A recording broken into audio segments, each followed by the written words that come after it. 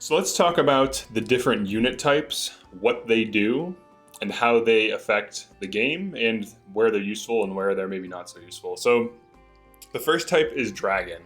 And even though Alir can reclass into different things, so for example, this Alir is a Paladin, you don't inherit the Dragon passives. So like you can see here, she's now a Cavalry. So I can respec her back into a Dragon class. So the Dragon type classes, for the most part, it's just Alir, and there's also a unit you get really later on, but it's basically, I think, in the final, or it's near the end of the game. It's in like chapter 21 or 22, so it's for a few chapters. But essentially, all Dragon type does is it makes it so that you have extra effects and abilities from your rings, from your emblem rings. This is kind of the case for certain classes, like you can see here from Bond and Shield. Cavalry trigger equals 100% for Cavalry allies. So like, even if I'm not a Dragon class type, I still get effects, right, from being a certain class. However, the Dragon effects for most emblem rings are typically better. So like the Dragon effects for this particular ring makes the trigger 90% for all units. So it's 80% for non-cavalry and then 100% for cavalry. Arguably, the 100% for cavalry is probably better. And then all for one gets extra attacks, I believe. So there is a damage upside here. I don't think it's that useful. It's definitely good. So do you want to show... Alright, so should you stay on Dragon type? I did like all the way up to chapter 18 on a maddening run, so you can, and that's fine. It's definitely not super fun to be low movement and not on a mounted unit though, but you can do it and it's fine. Is it worth it? It's hard to say. I don't really know, to be honest. It's definitely the case that having extra engage powers is nice, but you have to consider that most engage abilities are things you can't use often, right? They're things you can do once, maybe twice, maybe 3 times a battle, like single use abilities. So even though you do get all these extra effects, some engage rings you can spam the abilities, others you can't. Others you have to be engaged to use the abilities. So it depends on the ring you're using on Alir. But overall, like Dragon type is fine. It's kind of like a bruiser. It's like a lord. It's like the lord archetype. It has like 4 to 5 move, and you have these extra effects, and you kind of act as like the anchor for your team. But if you want a highly mobile team, you can always just make Alir something else. So I'm going to try her out on Paladin, just because I like mobility. But that being said, Dragon type is decent. It's viable. It's definitely viable in maddening. If you just want to keep Alir on Dragon type, you can easily beat maddening. It's not a problem. Okay, so for Cavalry, now that we're on Cavalry. So Cavalry is basically just a unit on a horse that has higher move stat than most other units, aside from flyers. So you can see here I made Alir Cavalry, and now I have 7 move. I actually would have 6, but I used the boots on Alir because Alir is a forced deploy, and having a forced deploy with extra mobility is nice. So that's really all there is to Cavalry. Just like with all unit types, your unit type impacts your bond ring abilities to some degree. So you can see here, it changes this. This is huge. So if you have a bunch of cavalry allies, you can essentially make them invincible for a turn. So that's not a joke. So for the first hit, they take no damage, right? The first attack. And then if 5 enemies hit them once, they don't double them, they would take 0 damage. So this actually is massive. But basically cavalry is just mobility on a horse. And also they're weak to skill effects, or like effective versus horse. So, all right, and then we have mystical. So right now Ivy is technically a flying, so she's not really a mystical. But what mystical does is you avoid terrain bonuses. Like you just skip them. You just like cut right through it. So I don't think I actually have a mystical unit that I run. I just have flyers. But note that putting a unit on flyer does remove this effect. So now she does respect terrain bonuses because she's a flying. That's something I noticed on chapter 13 when I was attacking things in bushes. In other Fire Emblem games, mounted units that fly or that use magic tend to ignore avoid bonuses. Like the magic itself ignores it, but in this case, that mystical class ignores avoid terrain bonuses. And also distance does not reduce accuracy, so they're kind of like snipers to some degree. Honestly, I don't think mystical can really hold a candle to flying because of the mobility of flying, but it's still probably good and viable for maddening. So you can use it if you want, but just know you'll have less mobility and be landlocked. And like the mobility of flying is just so huge, even with its nerfs, because they got rid of Kanto. They added like buildings you can't fly over, even though you easily could. They just made it so you can't fly over some buildings to kind of nerf flying. And even with it nerfed, it's still really good. All right, so let's talk about the Qi Adept. I think I have one down here. All right, so this guy is a dancer / Qi Adept. So that's a little bit better than just a Qi Adept, though. Like a dancer Qi Adept, that's like a solid endgame unit. Like you can run a dancer if you want the full time. They're legit. Essentially, they get free experience from just dancing all the time, and they refresh units. As for his stats, like most dancers, he's kind of like a glass cannon. You might be able to like power level him, put some things on him to make him a little bit more tanky. But he shouldn't really be getting hit anyways. Ideally. This game has a lot of ambush spawns and reinforcements, so even though in a perfect world, your dancer shouldn't be getting hit, if a dancer's going to get hit, this would be one of the games where a dancer's getting hit. But he can be positioned in between high durability allies. The main thing with Qi Adept is it can do Chain Guard. So Chain Guard is an ability where adjacent allies, like if the Qi Adept is at full health, meaning it's at max health, its current max health, it can prevent damage to an ally, and then it takes 20% damage, 20% max health damage. So if let's say an enemy hits like 100 damage and kills one of your units in a single hit, with Chain Guard, that unit would take 0 damage, and then the Qi Adept takes 20% of whatever the Qi Adept's max health is. So in this case, their max health is 33, so I think they take like 6. Because, 10% would be 3.3, so it'd be 6.6. So it's just double 10%. So it's an interesting utility class. I haven't found much use for it, but it could be used very strategically. The reason I don't care for it is because they tend to have low damage, and aside from Chain Guard, like there's better ways. There's like different effects and like emblem ring effects to achieve things like Chain Guard. They might be decent. I'm not going to completely write them off. The fact that a dancer can become a Qi Adept is pretty good, because then it's just like letting you know it's a utility unit, because that's kind of what Qi Adept is. It's a utility unit for tanking, for dancing, and for a little bit of fun. All right, let's talk about backup units. So backup units are actually pretty crazy. I've recently discovered their power. What they do, it's very simple. If the backup unit is within attack range of the enemy you're hitting, so for example, if you have an enemy and then you have a backup unit next to that enemy, that's within range. Or if it's a tile away and it has a 2-range weapon, like a 11 sword or a throwing axe or something like that, then it's considered within range. And when you hit that enemy, for each backup that's within range, you will get a free extra attack in the front, like whenever the hit occurs. So if you hit before the enemy, or if the enemy hits before you, like that's when you get it. But it does 4 to 6 damage with an 80% chance of hitting. So if you have 5 backups around a boss or like a worm or something, they will all deal 4 to 6 damage to that every time any one of your units attacks that boss or worm or whatever.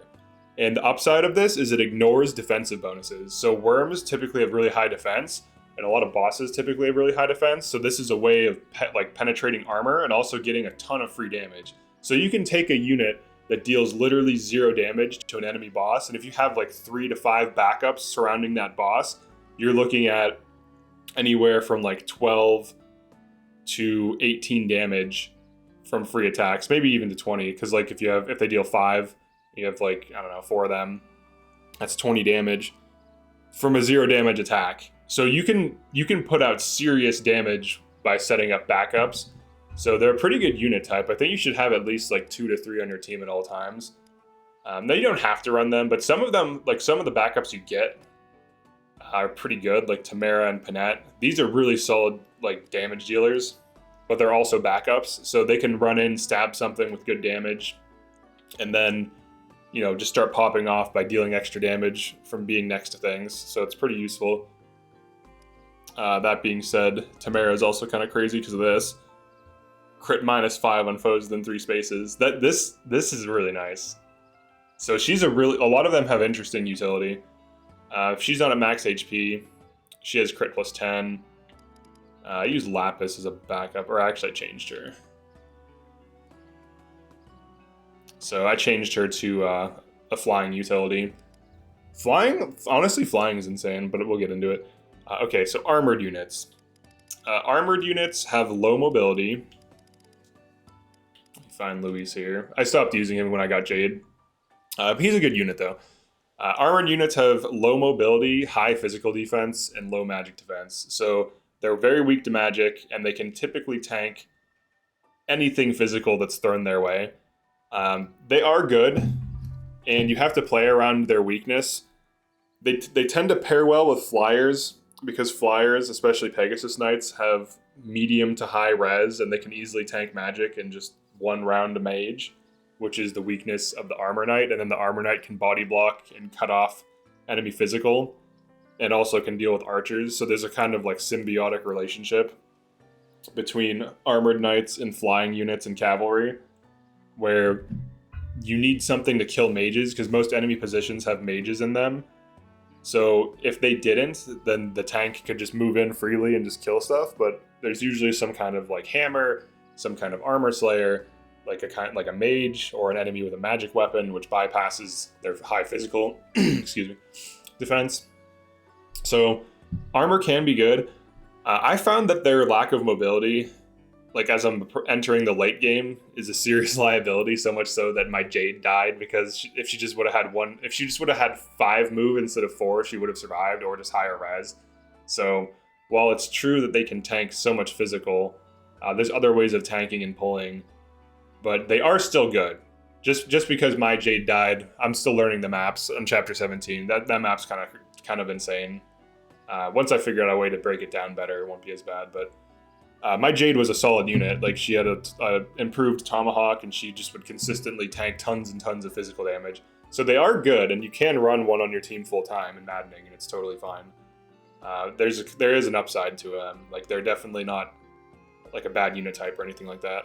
All right, next we have flying, which is my favorite unit type, mostly because it has high move stat, and it also has the ability to fly over terrain. That's the big upside, and it's not as generic as some of the other types. Like, flyers are very diverse. Like, you can have, like, a lot of them can use stabs, so you can have, like, you know, a sword, axe, or spear griffin knight that uses stabs. You can have, you know, like worms and all the stuff, like Lindworm, whatever the hell. They'll use like magic and stabs. I think this is Ivy's specific class, but then Hortensia she's like a healer. She has extra range too with healing, which is nice. So like, instead of 1 range, she has 2 with a basic heal, and she has +1 range with all of her utility. So like her fortify, her restore, her warp, everything has +1 range. So flying has some of the most diverse classes. So you can see here, Rosado is a wyvern knight. He can use lance and axes. I have a spear. Here's the tomahawk that Jade was using, so he's kind of carrying on her legacy. But flyers are weak to bows. Bows deal extra damage to them. And this is kind of like a meme in Fire Emblem, I think, where flyers being weak to bows is like a downside, because flyers are some of the best units for killing enemy archers and enemy mages. And enemy archers do not counterattack at 1 range, and flyers have the mobility typically to fly right up to them and kill them to allow your team to advance. So if those archers would have hit something else, then they can just kill them. They can also kill mages because of their typically decent res, and the fact that most mages are slow and don't double, and these units tend to double and be fast, so they're really good at killing range threats. So them being weak to bows, well, it's true. A lot of times they can still tank a hit. Like Chloe has 50 health in my case, so she can probably tank most archers unless they're like over leveled and she's under leveled. But her defense is also okay. She's a res of 18, and then Ivy, her stats are okay. I put Ike on her for some reason, I don't know. Oh yeah, to make so she can tank because she can push. So Ike makes you take half damage when you pop his engage. So she can fly in, pop Ike, tank as a like counterattack and tank with like Bolaganon or Bolaganon. She can tank with Bolaganon. Well, with Ike really, but she also has decent base defensive stats. You can see she has 19 defense and 21 res. So flyers are definitely probably like one of the best unit types overall. I mostly just run flyers, some cavs. Wolf Knight's really good, and some backups. I literally just run flyers, backups, and cavs. No, it doesn't mean that other units aren't good or viable. It's just that's just what I use. All right, so covert units. So they gain twice the avoid rate from avoid terrain, including avoid terrain that you create. So there's a meme. Well, not a meme. There's a like a kind of gimmick people use where you use Corin's tile creation thing, where she can create different types of tiles. And on Covert, it creates avoid tiles, and it doubles the Covert's dodge rate because that's what Covert's passive does. So essentially, with Corinne plus a Covert, you can have plus 60 dodge, I believe, because it's plus 30 from the smoke, and then they doubles it, so it'd be plus 60 avoid, and they also have naturally high avoid. So Covert can be useful for dodge tanking, and that's really, I mean, they have good damage generally, so they're a good unit type. I don't run them because I prefer the mobility, but I'll probably try them out in the next playthrough. They seem like they're really good. A lot of these, pretty much everything is viable. There's nothing that's like terrible that you can't use. Of all the unit types, so like Dragon type, you get one of those, and it's fine. It's decent. Cavalry, you get like a few throughout the playthrough, and you can like test some people into it, and it's really good. Mystical's decent. I haven't used it in endgame, so I don't really have an opinion on it. So it might be really good endgame. Qi Adept. I feel like Qi Adept, aside, like, Dancer Qi Adept makes a lot of sense to me, but, like, just a Qi Adept I don't think is that good. Early game, it's fine because you have one, and it's, like, forced deploy, basically. But I definitely dropped my Qi Adepts fast for other things. Now, a lot of them can use stabs, so then it's just a straight-up utility healer. Basically, most Qi Adepts are, like, utility healers. Or, in this case, Dancer utility. And their punching things is kind of a meme. Like, sometimes it's useful, but it's almost never useful. So, but it is like a utility healer. And early on, you can't just have things also heal, right? Like, you can't just take a unit and be like, okay, you also heal now. You have to promote them, so that's a thing. Okay, so Qi Adepts, they're fine. They just guard allies, you know, and heal, and they provide utility. They're a utility unit. They can also break a lot of other things. They can break all the specialty things, tomes, daggers. They can break another thing I can't remember off the top of my head. Bows. Oh yeah, bows. Yeah, they can. So if they go up to a bow user, a tome user, or a dagger user and punch them, they break them. So that is one upside of Qi Adepts. But getting them within range of enemy ranged units. Enemy ranged units tend to be behind the enemy front lines. So getting a low mobility unit within range to punch something. They could easily punch dagger units because dagger units run into your front lines, but having a Qi Adept punch like an archer or a mage doesn't seem like it's going to happen often enough, and also you don't usually need to break those units. Archers can be attacked at point blank range, so breaking them is pointless. Mages can be attacked by units with medium or high res and easily killed, so I just don't see the upside there. Backup units, I think backup units are kind of insane when you use them correctly. They require you to position things in a way where these units deal meaningful damage and then set up follow-up attacks on adjacent and nearby allies or enemies. So I think backups are actually kind of crazy. They do have lower mobility though, so that's one of the downsides. Armored units, they're pretty solid. They're literally solid. They're pretty good. I used one all the way up until chapter 17 until Jade died. And the only reason I allowed her to die is because I had one crystal use left and I had a winning endgame position. And I have other units that can replace her, so it's whatever. I could always power level Luis if I wanted to. But I think I'm done with tanks. I'll just stick to mobility and damage. Flying, I think flying is one of the best things right now. It's always good. Unless they find some meaningful ways to nerf it. I don't know that, I think it's like in a better spot now. It's not as overpowered because of the lack of Canto. That being said, flying is still really good and it lends itself to some crazy strategies that you couldn't do without flying. So in that way, it's kind of like unique. The weakness to bows thing, it's always a meme. If you know how to position well and you know what you can tank, it doesn't matter. Covert units seem really good, actually. The avoid tanking thing is legit. And even if you just stick one in a tree, like, they're gonna dodge almost everything. So, probably, potentially, like, S-tier unit types. I've been hearing, like, some people rant and rave about them, and I've been seeing some videos, so it looks like Covert might be legit. Of all the unit types, it seems like none of them are bad. Like, every unit type does something. Every unit type is useful in some way. And overall, I would say the game is fairly balanced. I don't really think that, like, even though flyers are good, they definitely have some downsides. Like on archer heavy maps, you have to be a little bit more careful, but it's usually not the worst. It's not like the biggest deal. You also have to be mindful of effective versus flyer. Sometimes enemies have like wind weapons, which are effective against flyers. So you just have to check things. But some unit types don't really have weaknesses. Like Mystical, I don't think has like a weakness per se. But it does tend to have lower speed and max health, so its weakness is getting hit at all.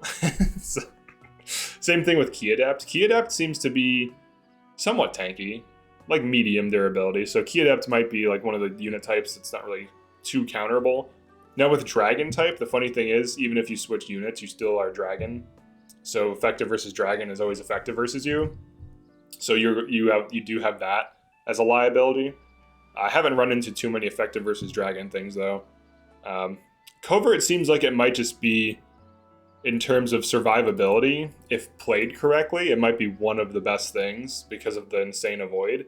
So if you can get avoid passives plus crazy like dodge tanking just by playing around trees and stuff, and like pillars, because as far as I can tell, every map has trees, pillars, does something, and then when it doesn't, you have Corinne and she can create smoke.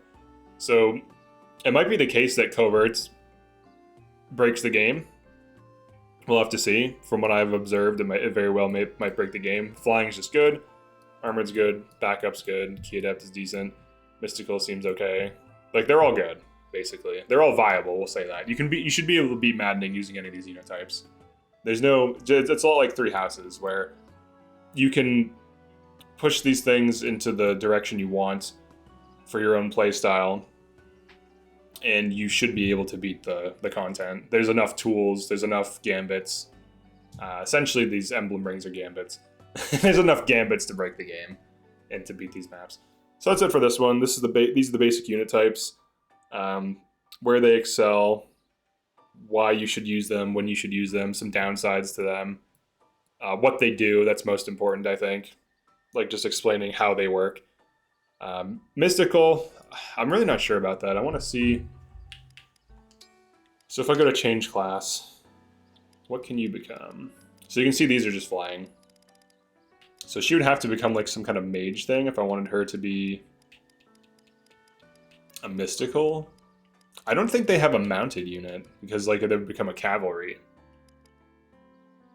Okay, so mage, mystical, sage. So I guess sage? I mean, sage is usually good. The thing is, though, like, what would you rather have? And definitely drop a comment below. Would you rather have a 6 movement flying sage or a ground sage? With slightly, I mean, the slightly less build, that kind of matters. But you actually lose a point of damage. You lose a lot of defense. Being on the Wyvern gives her defense. You gain some speed. Mage Knight. Yeah, Mage Knight is Cav. Yeah, so like if you want to be a mystical, you have to basically commit to 5 move. Martial Monk, that's Qi Adept. High Priest is also mystical. So what does High Priest do? Self-healing, unit can target itself. I don't. That's kind of a meme. There's an ability you can get if you're going to be a dedicated healer that every time you heal an ally, you get health. So there's just with positioning and that, you should be fine. Yeah, it seems like Mystical doesn't have too much potential. Definitely let me know if you run Mystical and if it's really good on maddening. Like if you run Sages, I'm curious as to how good it is. Now, I don't think it'd be bad. Like 5 move is still decent, but having so many landlocked units, I want to have at least like 3 to 4 flyers on my team at all times, just for mobility's sake. So Mystical might be one of the worst things endgame, but there might be some ways to make it viable. Who knows? Well, what does Sage actually do? What does it get? That's interesting. So this is kind of, so alright, so if unit initiates combat with a tome, grants attack equal to the number of adjacent allies with tomes. Oh, that's not nearly as good then. Because I only have like, I don't know, 3 mages. Maybe even 2. I think I have 2 mages that I run. I run Hortensia and I run Ivy, that's it. So I would get +1 damage, oh man. Maybe Sage plus Covert is a thing because of the, so like Covert runs Corinne for the avoid, and then you have dodge tanks as a front line, and then you have a ton of mages like sages that have a, oh, that's actually sick. That actually might be viable. So all right, so here's why this would work. Your sages ignore the avoid bonus, so you get the huge upside of +60 avoid on all your coverts, and then you can have an army of sages that all boost each other's damage, poking things with magic, and they ignore the increased evasion. And you can also play it where you have your dudes. Oh, let me like simulate this. Let me go to. I'm gonna show this. Or no, I'll make a video on it because this is running on too long. All right. So thanks for checking this out. Definitely drop a comment below. Let me know what you think about each of the types. If you agree or disagree with anything I've said and why. I'm always open for a discussion about these unit types.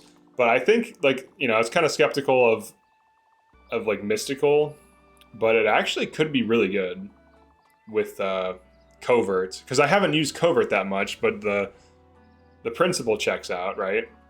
You need avoid tanks, so you'd use avoid tanks as your front line, and then you'd have someone spamming smoke on Corinne, and then they ignore the avoid bonus from the smoke while benefiting from it themselves. So then any enemy that pushes in gets gridlocked by all of your avoid tank coverts, and then you just have the coverts and the sages clear everything up. So I think I might do that in my next playthrough. I'll run a ton of mages just to like see how it works out. Now the early game will be rough because they tend to have, you know, very frail early game, and this setup would require me to be essentially at mid game. But once I get to mid game, it should be quite insane. So we'll see what we can achieve, but definitely like and subscribe, and I'll see you in the next one.